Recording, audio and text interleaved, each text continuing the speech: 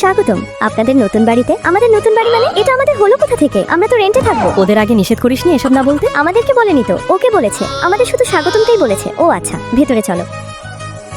Wow doll, খেলনাগুলো পছন্দ হয়েছে? হ্যাঁ পাপা, তোমার বাসা পছন্দ হয়েছে?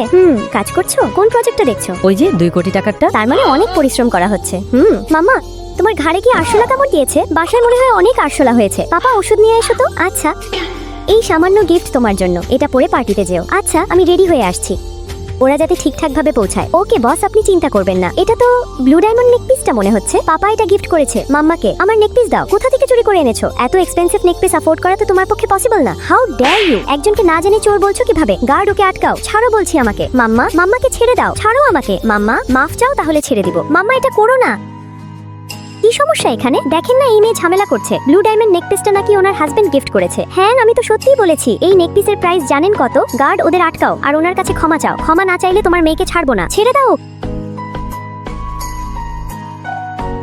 আমি সবকিছু পাপাকে বলবো, উনি তোমাদের শাস্তি দেবে। আচ্ছা, তাহলে কল দাও তোমার পাপাকে। কল। পাপা, কোথায় তুমি? ইয়ানা, কি হয়েছে তোমার? কাঁদছো কেন? এটা ইয়াশ স্যারের কণ্ঠ না? এইরকম ড্রামা মিস না করতে চাইলে এক্ষুনি সাবস্ক্রাইব করো।